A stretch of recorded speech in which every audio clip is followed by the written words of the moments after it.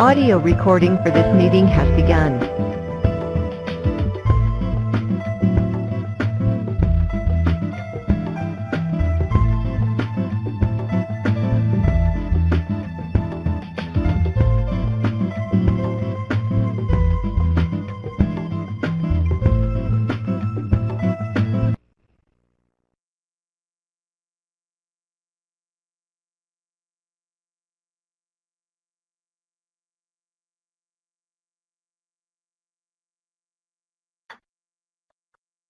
Good afternoon, everyone. We are going to begin in just a moment.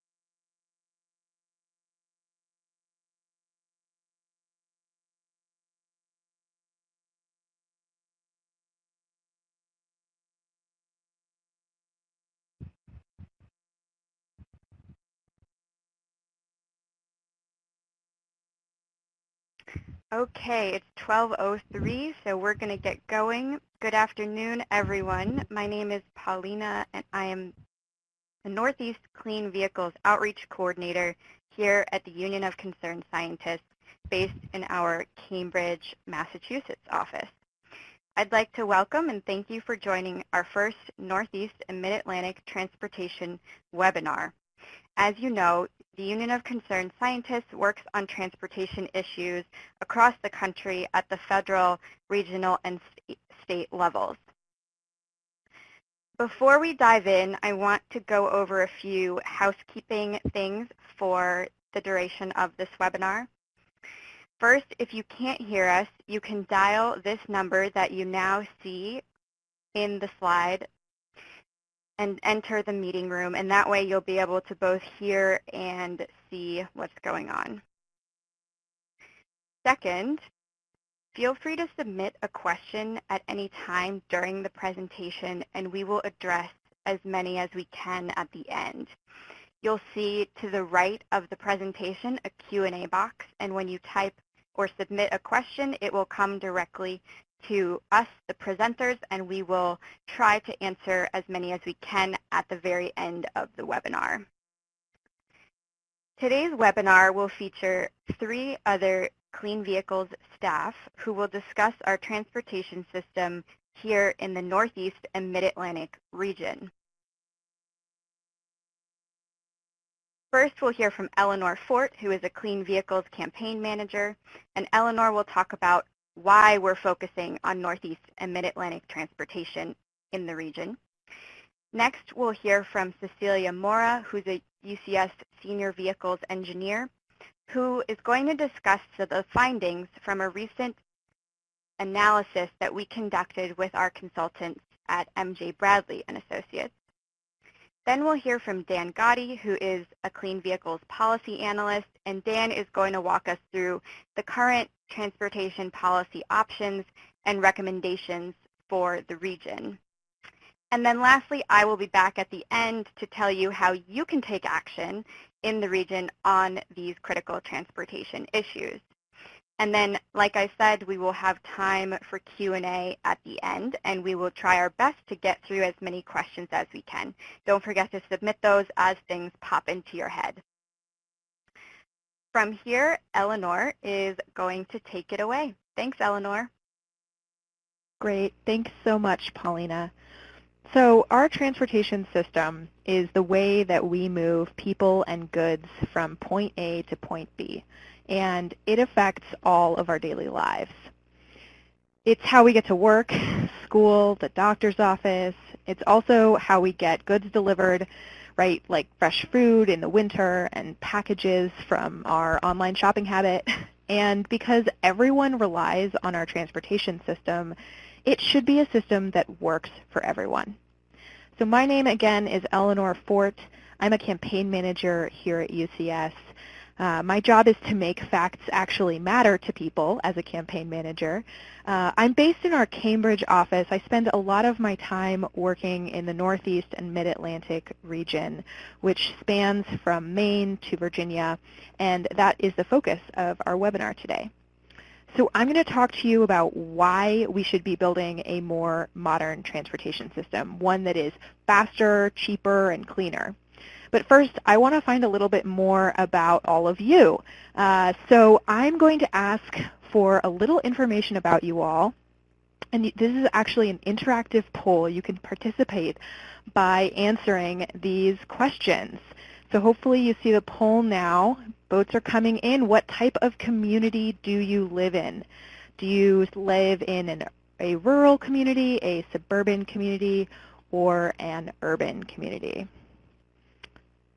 And I'm still seeing those come in. You can just self-select whichever feels right for you. We're getting over 85% participation, so thank you so much for letting us know what kind of community you live in. It looks like many of you live in urban communities, suburban, and some rural communities as well. So it's all different. So the next question that I have is to check all of the options in how you use our transportation system and check all that apply for what you use more than once a week. So more than once a week, how often do you use these things? And you can actually check all that apply.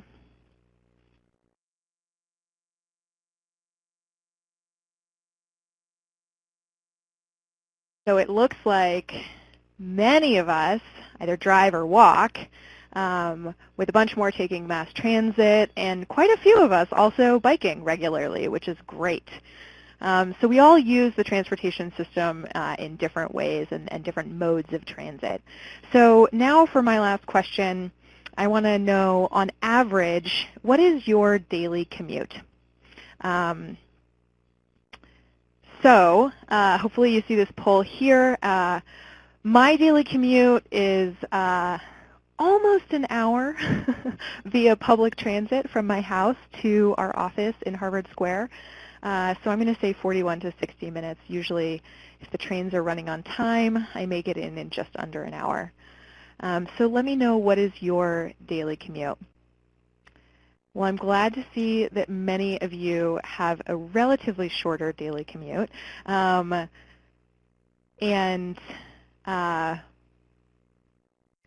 are still getting a bunch of folks participating on that, so that's great. So those are the questions that I have for you, and thanks for telling us a little bit about how you interact with our transportation system, what kind of community you're transporting in, what types of transit and transportation, driving, walking, biking, et cetera, are you taking, and how long do you spend daily trying to navigate those various different transportation systems. The point here is that every community is different and every person interacts with our transportation system in a different way. So I'm betting that this photo of a congested highway looks familiar to at least some of you, probably to many of you. And unfortunately, our transportation system is old, outdated, and inefficient. 4 of the 5 states with the longest commute times in the country are here in the Northeast and Mid-Atlantic region. While we're sitting in traffic, we are wasting time, gasoline, and a ton of money. In some areas, access to mobility options is restrictive, especially for those who don't own a personal vehicle or are unable to drive. such as people in rural areas, people with disabilities, the elderly, and young folks. They are stranded without being able to drive. And alternatives to driving, our public transportation system, is often crowded, unreliable, and poorly maintained due to years of being underfunded. Our transportation system is also extremely dirty. Soot and toxins from burning gasoline and diesel in cars and trucks are responsible for respiratory problems like asthma, cardiovascular disease, and premature death. The health impacts of transportation all of us, but especially vulnerable are children, the elderly, and people in low-income communities and communities of color. That's because freight corridors, distribution centers, and major ports will create pollution hotspots, and those things are more likely to be located in marginalized communities. This is a photo of Wilmington, Delaware, where a community organization called Delaware Concerned Residents have been fighting the disproportionate local cumulative health impacts of toxic chemical exposure. Working with Delaware Concerned Residents, UCS did a report this past year that found that some of the largest disparities in exposure to toxic chemicals was the exposure of pollution from burning oil in cars and trucks. So our transportation system is really causing a lot of this health inequality. And then, of course, by burning fossil fuels in cars, buses, and trucks, it's a major human activity that contributes to global warming, which will significantly worsen the risks of extreme weather events, floods, drought, and poverty, not just for hundreds of millions of people around the world, but also right here in our own communities. So we need to reduce oil use dramatically to help keep global warming within 1.5 degrees Celsius, and we need to do that very soon. Although our federal government has backed away from international climate commitments, states in the Northeast and Mid-Atlantic have taken up the mantle and made their own commitments. Many of the states in this region have set a goal to reduce climate emissions from all sectors of the economy. Taken together, these commitments are approximately equivalent to cutting emissions in the region as a whole by 40% below 1990 levels by 2030, which is great news. But as you can see, we've made progress on reducing electricity emissions in the region, which is shown in dark blue here. So way to go us. However, in pink, you can see that transportation emissions have actually increased. In this region, transportation now accounts for 40% of our carbon emissions. In fact, transportation is now the largest source of carbon emissions in the country, surpassing the electricity sector in 2016.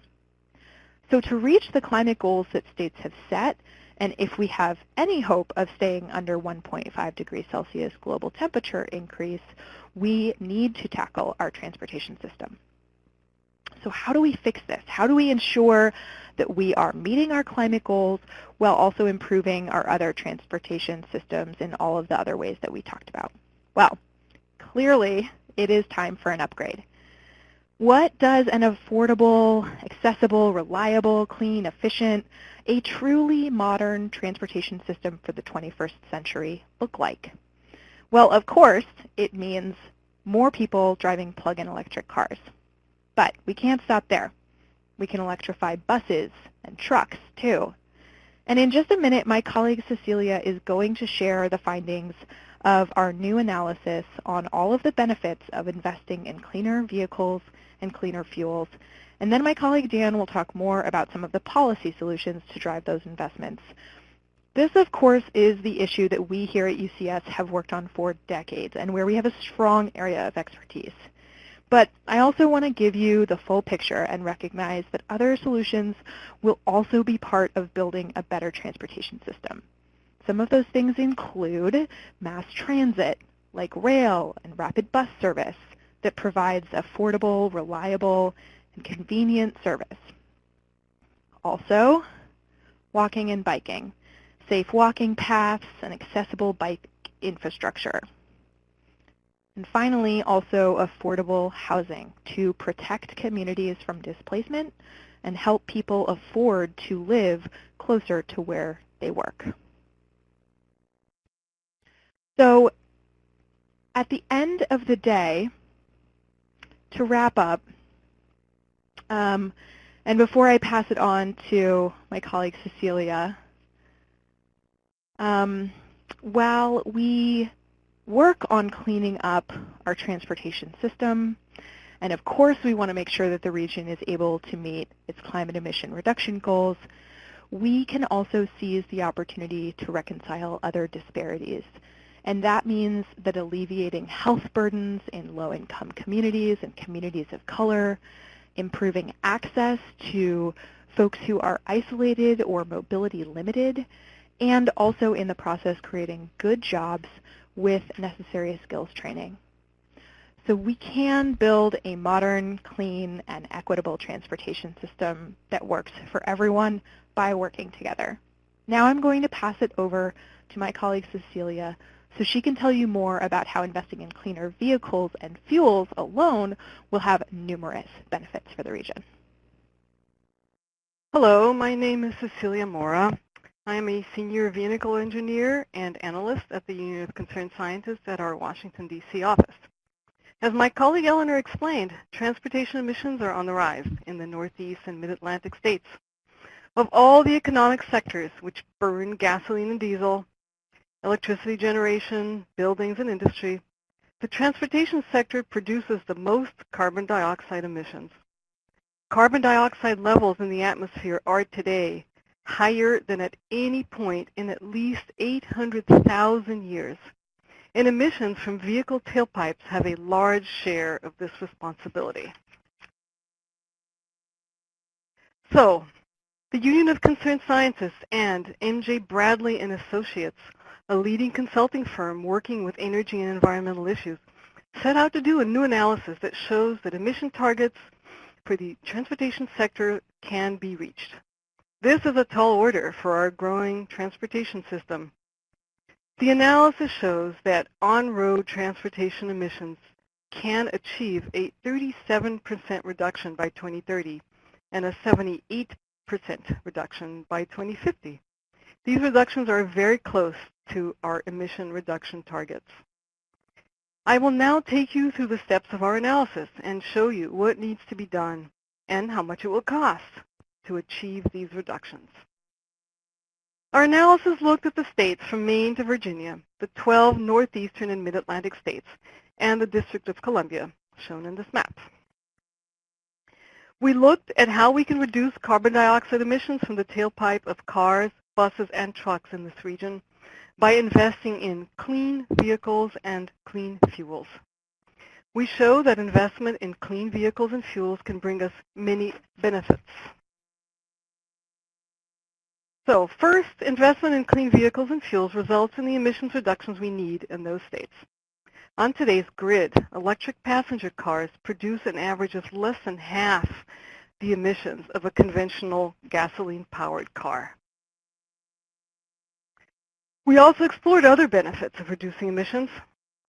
Since other air pollutants, such as particulate matter and nitrogen oxides, are emitted at the same time as carbon dioxide from tailpipes, we reduce both the climate-damaging emissions and the health-impacting emissions simultaneously. We also explored the costs and benefits of reducing emissions.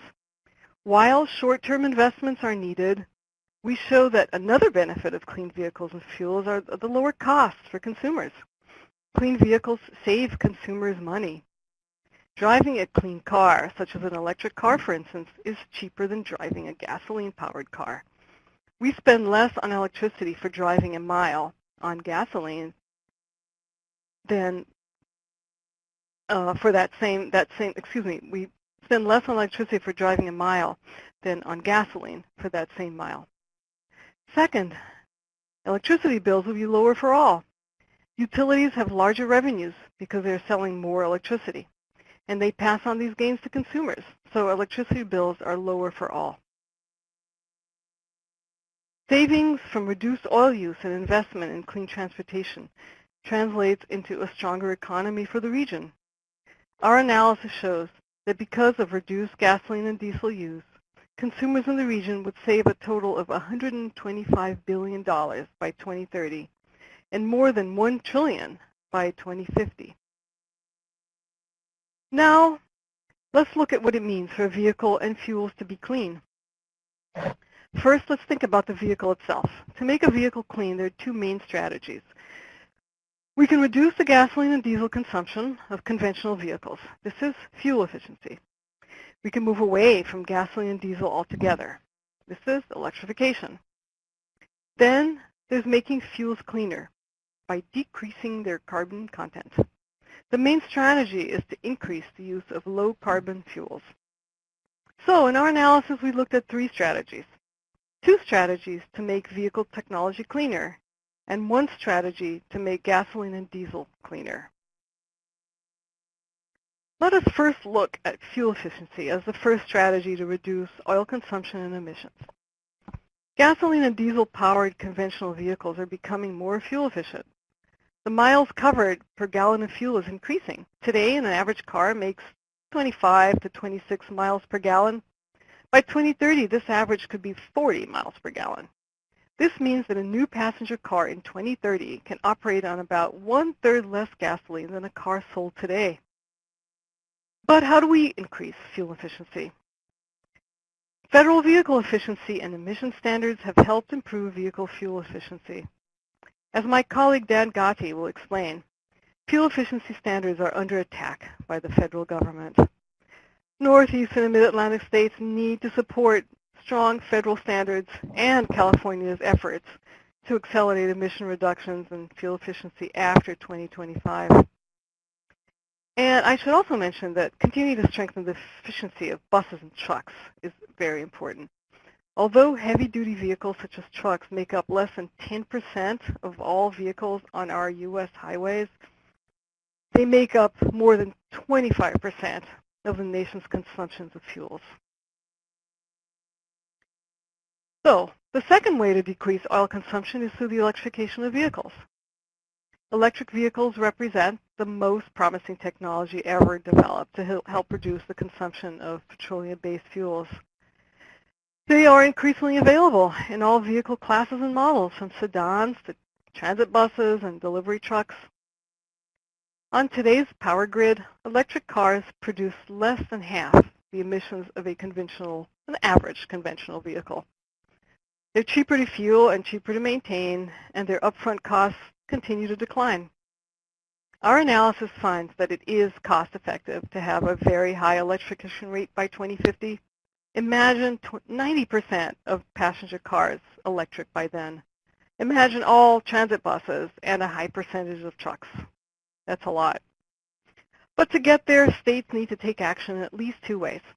First, they have to ensure that electric vehicle costs continue to decline so that moderate and low-income drivers can share in these consumer benefits.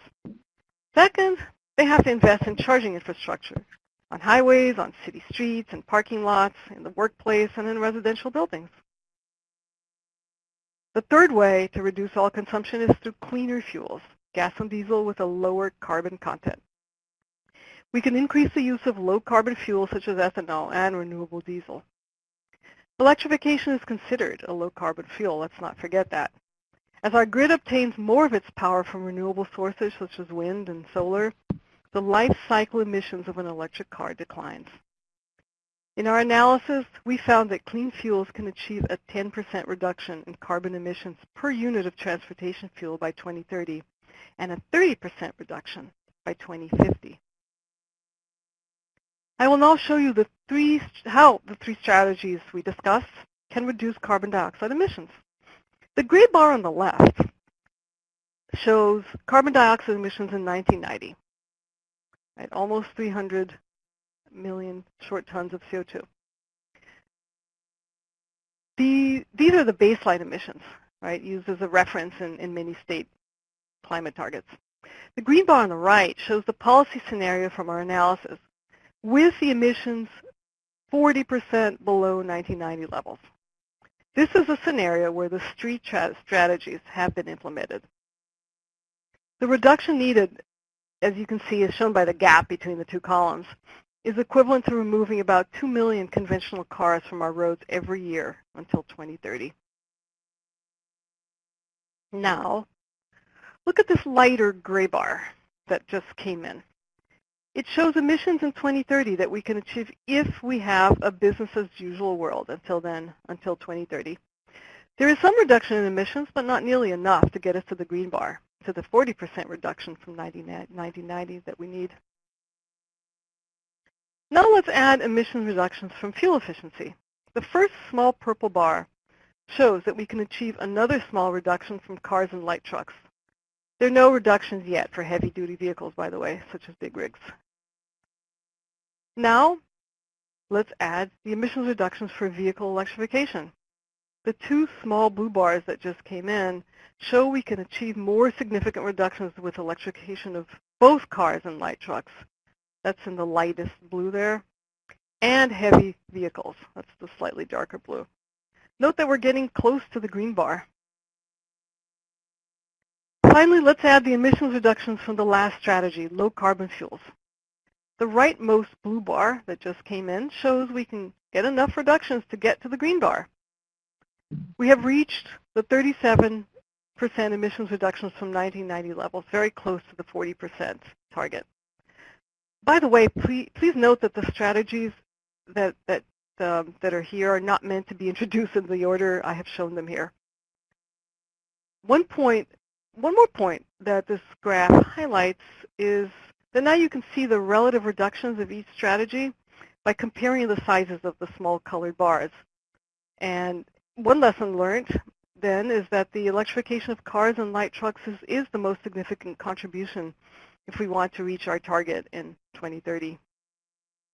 Well, that was 2030. So how about 2050? This chart has the same format as the previous one, but it shows the contributions to emissions reductions to get to our target in 2050. And in 2050, as you can see, the most significant contribution is still the electrification of cars and light trucks, with fuel efficiency of also cars and light trucks coming in a very close second. So our analysis showed how to get very close to the emissions reductions we want with the three strategies we discussed. The next part of our analysis was, well, what are the costs of these three strategies? Okay. I'll give you the conclusion of our cost analysis first. The news is good. Results are that short-term investments could lead and will lead to a significant long-term return on investment. What cost did we look at? Well, we looked at the vehicle cost from improved fuel efficiency and the cost of vehicle electrification. We looked at the cost of charging infrastructure for electric vehicles. We looked at the cost, sorry about that. We looked at the cost of the incremental electricity needed to support electric vehicles. We looked at the cost of low carbon fuels blended into gasoline and diesel. So when we added up all these costs, we saw that we need to make an investment of $172 billion total between 2018 and 2030 for the three strategies that I discussed. So how much is the return on this investment? That's the critical question. By 2030, we estimated that $148 billion in fuel savings and in revenues for utilities is feasible. We estimated that $27 billion in health and environmental benefits, which include avoided health costs from people breathing pollutants from tailpipes such as nitrogen oxides and particulate matter. These benefits, this $27 billion, also includes avoided climate damage from global warming. When we add all these costs and all the benefits, the net benefit is about $3 billion by 2030. It's the 172 minus the the savings there. But that $3 billion doesn't look like a big net benefit. But let's remember that this is 2030. This is 12 years from now. What happens by 2050? By 2050, the net benefit will have an accumulated gotten to a staggering $384 billion. Yep. So to wrap up, let me summarize. Our analysis looked at what strategies are needed to achieve the oil cuts and emissions reductions we need. And we find that we can reduce emissions from cars, buses, and trucks by the amounts needed to achieve state climate goals. We get to 37% by 2030 and 78% by 2050, which is very close to our 40 and 80% goals. We looked at how much it costs to achieve these reductions and how much we get back in benefits. And our results show that short-term investments lead to remarkably significant long-term returns for people and for the economy. The $384 billion in accumulated net benefits is a significant result. But identifying technologies and strategies and calculating costs are not enough. We need policies and funding to make investment in the fuel efficiency, electrification, and clean fuels become a reality. My colleague, Dan Gotti, will now discuss our policy and funding options. Thank you. Thanks, Cecilia. So my name is Daniel Gotti. I'm a policy analyst working with the Clean Vehicles Program in Cambridge. My work focuses on reducing emissions in Northeast states from transportation. Cecilia has given you a view of the technology strategy and a sense of the significant benefits that will accrue if we make big investments in clean transportation in this region. I'm going to talk about the policies that we need to make these technologies happen. We have 5 major policy recommendations coming out of this report. First, we should accelerate vehicle emission standards for vehicles. These standards play a critical role in driving auto industry investment in clean vehicle technologies. Unfortunately, the people running the federal government right now are not only proposing to roll back federal fuel efficiency standards, but they're also attacking the right of California and other states to set our own, more ambitious standards. We need to fight back. Northeast states should join with California to fight the Trump administration's proposed rollback and fight the federal attack on state authority.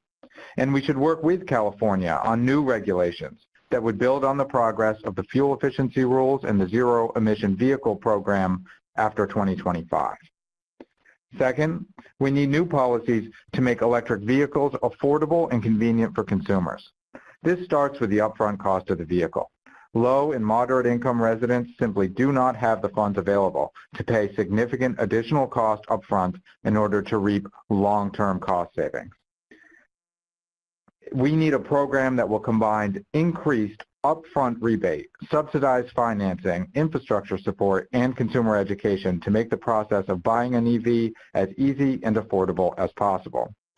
We also need to do more to help transit agencies and other heavy-duty fleet operators afford heavy-duty electric buses and trucks. California offers significant incentives for heavy-duty electrification, including an incentive of up to $165,000 for transit buses that operate in environmental justice communities.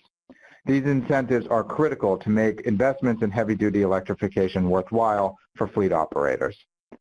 And we should also expand utility investments in electric vehicle charging infrastructure. As our study shows, charging infrastructure is a good deal for ratepayers, promising not only a cleaner environment and more vehicle choice, but also lower long-term electricity rates. So if we're asking the auto industry to meet ambitious emission standards, and we're asking the utilities to build charging infrastructure, one question the Northeast should be thinking about is, what are we asking the oil industry to do? And truth be told, in the Northeast at the moment, we are not asking the oil industry to do very much at all. But one thing that we could do is we could implement a clean fuel standard. This would require the oil industry to gradually reduce emissions from transportation fuels. This program would create a guaranteed market for low-carbon biofuels. It will help support the transition to electrification, and it will discourage even dirtier sources of oil from entering our region, such as gasoline and diesel fuel derived from Canadian tar sands. In addition to these regulatory policies, we believe that there is a critical role for direct public investment in clean transportation technologies. That's why we're also calling on the Northeast states to create a clean transportation investment fund. Such a fund could support a range of investments to address challenges in our transportation system, from clean vehicle and fuel technologies to improved public transportation, to complete streets programs, to encourage walking and biking, to affordable housing near transit. We believe a dedicated funding source can help the region provide sustainable incentives for consumers that will be necessary to accelerate progress on clean transportation. And we also believe that a fund like this can help the state dedicate resources towards some of the constituencies and communities that risk being left behind in the transition to clean transportation, including environmental justice communities, low and moderate income consumers, and rural communities. Finally, we believe it is time for the Northeast states to create a market-based limit on emissions from transportation through a cap and invest program similar to the Regional Greenhouse Gas Initiative, also known as RGGI. In 2005, faced with a federal government that was hostile to climate science, the states of the Northeast and Mid-Atlantic region joined together to create the first market-based limits on global warming pollution in the United States. Today, RGGI is a program with a track record of success in reducing emissions while growing the economy and saving consumers money. It works by creating an overall limit on emissions from electricity, holding big polluters like power plants accountable for their emissions, and raising money for energy efficiency and renewable energy programs that cut emissions and reduce costs for consumers. The biggest limitation to RGGI is that right now it only applies to power plants. Oil companies are exempt from RGGI's requirements. But other jurisdictions, including California and Quebec, have expanded this model into the transportation sector, and the result has been billions in additional funding for clean transportation projects. California, for example, expanded its market-based program to include transportation fuels in 2015. And as a result, California is spending billions of dollars every year on clean transportation programs, including programs to support electrification of vehicles, increase public transportation, and provide more affordable housing near transit. This year alone, California will spend over $2 billion on these programs. If the Northeast were to create a market-based program similar to the California-Quebec model covering transportation fuels, it could raise more than $4.5 billion each year for clean transportation projects. That could mean over $2 billion per year to improve public transportation in the region, and more than $1.25 billion for clean vehicle incentives and investments in affordable housing near transit. Over the past few years, agency officials in the Northeast and Mid-Atlantic states have been meeting through the Georgetown Transportation and Climate Initiative to discuss a new regional approach to deal with transportation emissions, now clearly the largest source of global warming pollution in the region. We know that these agency officials are considering launching a program similar to RGGI covering transportation fuels. We anticipate that an agreement setting out the parameters of a regional approach could be in the works in the next couple of months. This program could be clean transportation and get a handle on our largest source of global warming emissions.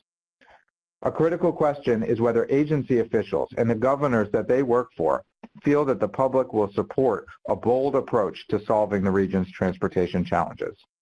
That's why we need you, all of you, to weigh in with your states and let your political leaders know that you support clean transportation and you want a real solution to the challenges caused by transportation emissions. So thanks, and I'm going to hand things back over to Paulina, who can talk in a bit more detail about how you can get involved in this effort. Thanks, Dan. So now that you have an understanding of the lay of the transportation land here in the Northeast and Mid-Atlantic, you might be wondering, well, what can I do? I've heard that states are doing something about this, but I want to be involved and I want to reshape our transportation system in a way that cuts emissions and works for everyone. And yes, again, as we just heard, the states in the Northeast and Mid-Atlantic are working on this, but they really do need to hear from all of us, their constituents. Our elected officials are in office to listen to our voices, and without hearing from us, we run the risk of witnessing a new system that is only moderately different from the status quo. We need you to add your voice with thousands of others in your state and ask your governor to commit to a transportation policy that cuts emissions, generates funds, and equitably reinvests in clean transportation solutions that meet the needs of all communities. And like we heard at the beginning, every community is different, so we need to build a modern system that ensures that it will work for your community. We also need to ensure that states continue to seek robust public input in the coming years as they develop this policy. In order to transform our system in a way that works for everyone, it's going to take all of us coming to the table. You can take action today on our website by going to the link that you see on the screen, or by taking a mobile action in which you can text the word upgrade to the number 662266. And don't worry, if you don't have time to write these down right now, you're going to be getting an email from us in the next few days with the same information. So don't worry if you don't have a chance to write them down, because they're coming your way. Finally, if you have felt really compelled and excited about this presentation and you'd like to stay involved with us on this particular transportation campaign in the Northeast and Mid-Atlantic states, we'd like to invite you to dive deeper with us. And if you would like to do so, what you can do right now is let us know by filling out this poll if you would like to stay involved as we continue this campaign. I will be able to reach out to you if you're clicking yes right now, and stay in touch about ways that you can get even more involved and make sure that we really push the states across the finish line with this transportation policy.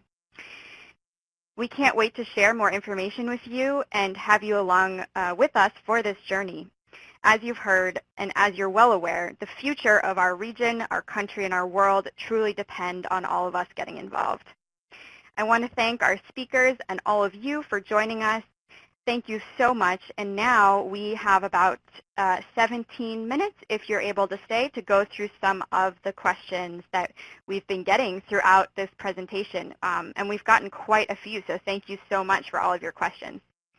And now we're going to enter that question and answer time period. So the first question that I am going to, give me a minute, we have quite a few. All right, here's the first question that came from Ian. Ian says, personally, I travel by bike, car, and bus, but the incremental per mile cost of a single occupancy vehicle is relatively low. How do we change that?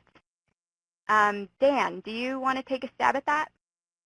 Sure. Thanks, Paulina, and thanks, Ian, for a good question. And, you know, we've gotten a couple of questions along the ride-hailing, mobility as a service kind of line. So let me give you a couple of takes on that. So what Ian's question is getting at is a really important phenomenon that has bothered people operating in the transportation space for a while, which is that the way vehicles work today is that in a lot of communities, you basically have to own a car. That purchasing of the car, you know, whether it's all done up front or whether it's done through a monthly car payment, is expensive. It's a big chunk of money that you have to spend. And then once you spend that money, the cost of driving that car each additional mile after that is quite low. So this is what economists call a high fixed cost and a low marginal cost. And that creates a problem where, like, the cost to drive on a day-to-day basis about whether to drive a car, you know, it seems cheap, even though we know actually it's only cheap if you can pay that high fixed cost. So This is one of the ways that the idea of, instead of having personally owned vehicles, having companies like Uber and Lyft basically drive you places, especially as we start to see automated vehicle technology, people are expecting this will be a pretty transformative shift in our transportation space. And I agree with the idea that this is going to be a pretty transformative shift. I think with a couple of caveats. One is that it's not totally clear it's going to be a shift for the better, right? So we know a lot of the evidence that is actually coming in about the impact of ride-hailing on transportation emissions actually shows that ride-hailing is increasing congestion. It's going to make riding in a vehicle cheaper and more convenient, potentially, which could mean that people do it more, and thus emissions actually go up. We do think, on the other hand, that there is some potential, if these policies are implemented in an intelligent way and we have appropriate price signals, to be able to make ride-hailing services actually work for our transportation system and to be able to work to reduce emissions.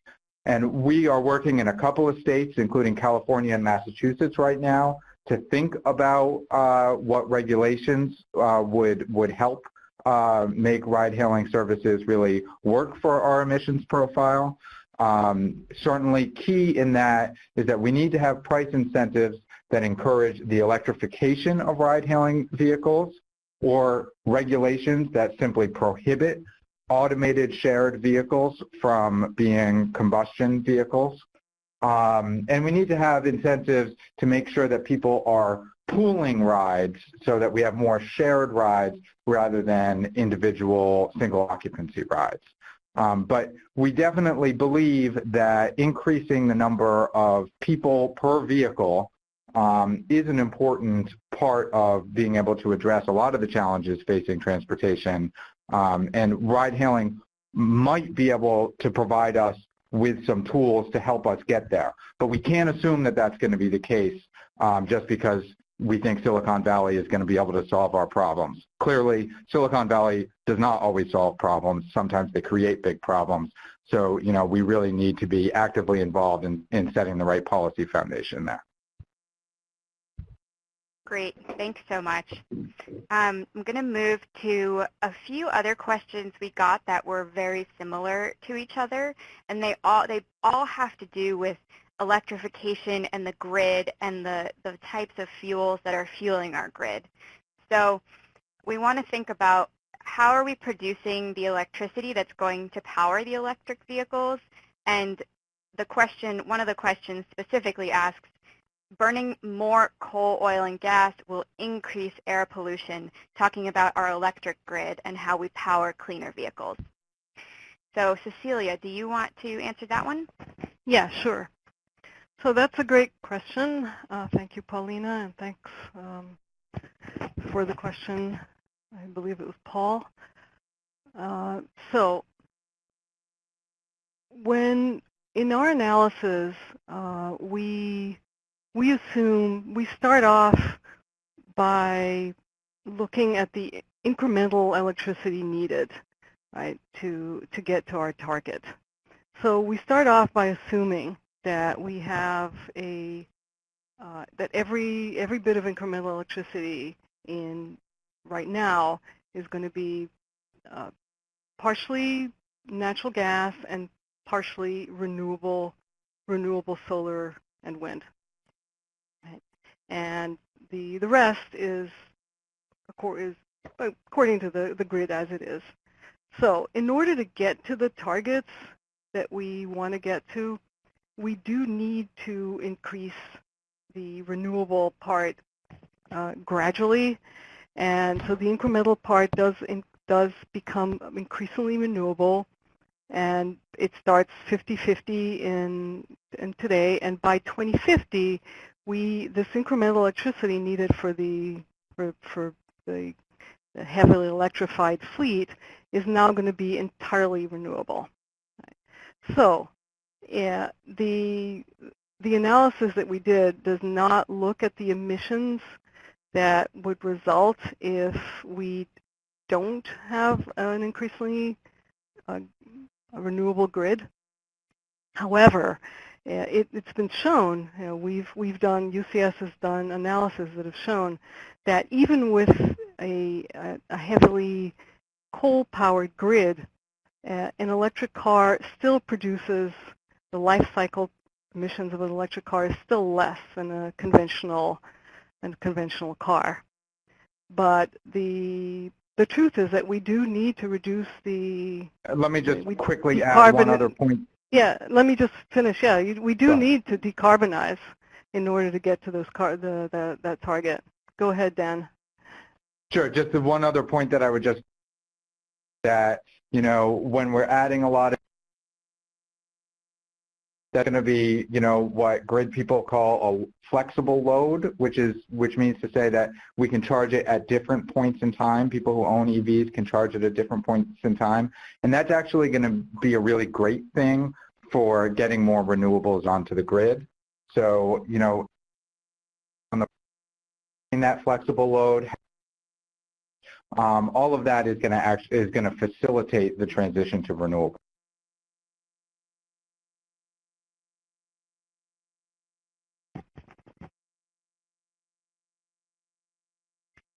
Okay, I think either, Dan, you finished that or you cut out. So I'm going to hop back on here and go to another question. So as we went through that we just completed, and we had a couple questions about the study. So I'm going to combine two of them. And the first is that in the study, was the business as usual scenario based on the Obama-era CAFE standards? And how did PM 2.5 and other particulate matter factor in to this study? Cecilia, you want to start? Yes. Okay, so when we started the analysis, we wondered what kind of baseline to take into account because of the current uncertainty about what happens to the CAFE standards after 2025. And so we ended up including in our baseline CAFE standards as they are through 2025. Right. So that was a decision that we had to make, and it turns out the difference there would be a difference in emissions, but that is the situation we had at the time that we started the analysis. So we do include the CAFE standards through 2025. And the particulate matter,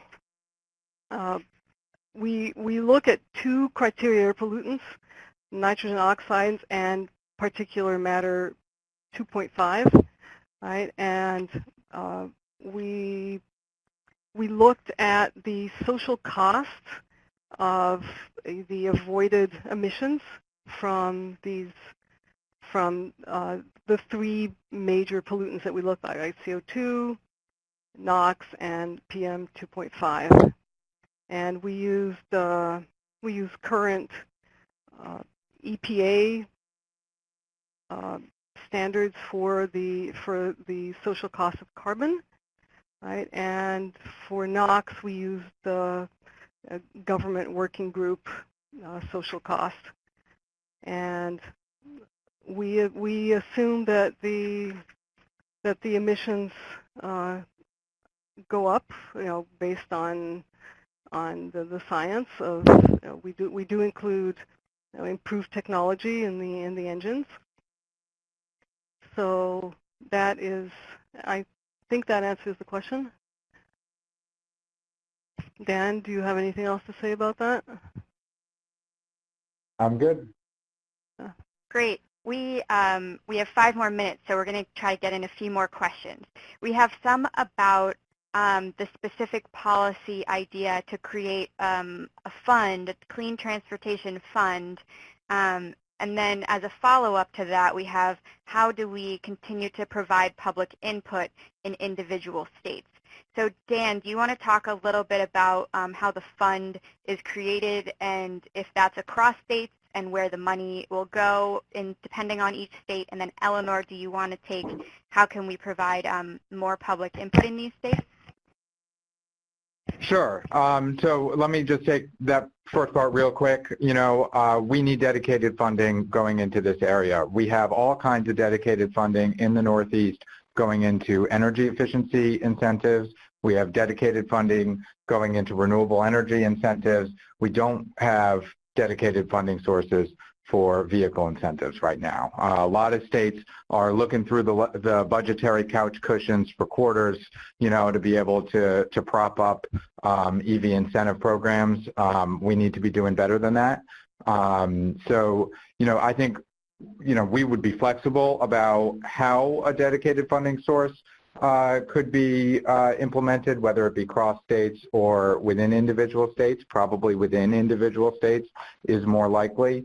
But, a regional RGGI-like program would certainly be one really good, really smart, proven way to be able to raise money to dedicate to clean transportation investments. Go ahead, Eleanor. Thanks, Dan. So the question was, how do we provide public input to individual states? And this is such an important question because, as I said in the beginning, there are really so many different solutions that work for so many different communities, and transportation is hyper-localized. We got so many questions from you all, and thank you so much. We got questions on how do we provide transit for rural areas, like in rural Maine? What about biking in the snow? What about bullet trains? What about synchronized signals for traffic and buses to help them go faster? And these are all of the kind of great creative solutions that we need to be making sure our policymakers know that we want and we're excited about, and this is what is going to work in my state. So right now we have a broad petition asking states to make a commitment by the end of this year to develop this policy to raise the revenue that will go into this fund by requiring that polluters pay their fair share, and then it will be on states to figure out how are they going to spend that. We want to see some sort of criteria for equitable reinvestment, and the best thing for you to do is to click yes on the "Do you want to be more involved in this campaign?" poll that is still up there. Tell us which solution you want in the other poll, and again, go to that text alert, go to ucsusa.org/time for an upgrade. This petition right now is just to add your name, but over the course of the coming year as states are developing this program, we will absolutely be asking folks to tailor their comments and make sure that states understand what works for all of your different communities. So thank you guys. Great, thanks Eleanor. And one thing I do want to address tagging on to that is that the slides and this webinar will be available afterward online, and you'll be receiving an email from us with information on how to access those, and they'll be up on our website. So stay tuned for that. And if you'd like to look at the study that we did, the fact sheet we came out with is on our website in the Clean Vehicles page under Northeast Transportation. And you can also dive even deeper and look at different state-specific numbers. So you can go there to do that. We have just one more minute, so I think it would be great to quickly address the health benefits of this policy and how health would be improved if we were to implement such a policy.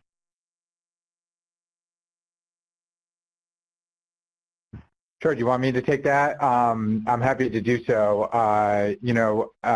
Transportation pollution certainly is one of, if not the largest source of pollution that harms our lungs and that harms human health, from asthma attacks, heart attacks, ER visits.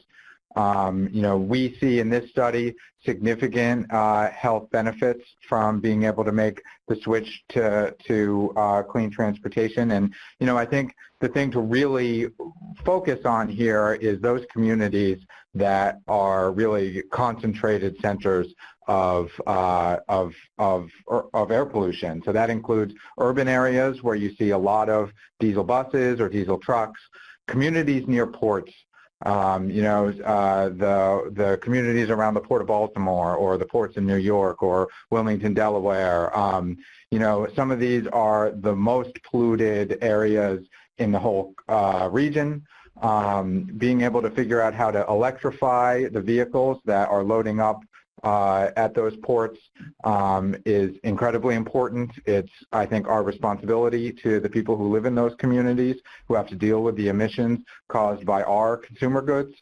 So, you know, I think, you know, this is our critical angle, and I think our policy proposal will be a significant benefit to people throughout the region. Yeah, let me just add something to Dan's great comment.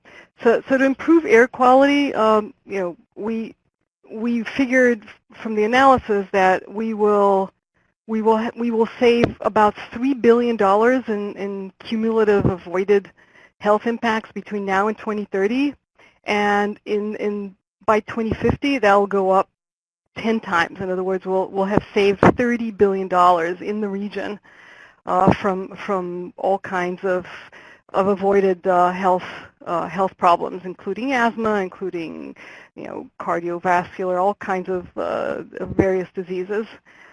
So this is a very dramatic result, $30 billion by 2050. Okay, thanks so much. We are out of time. I want to thank all of you for joining if you're still with us, and thank you for participating in our polls. Thank you to our speakers, and we look forward to being in touch with you more about this campaign, and we're so excited that we were able to share some of it with you today. Have a great rest of your day, everyone, and we will be in touch.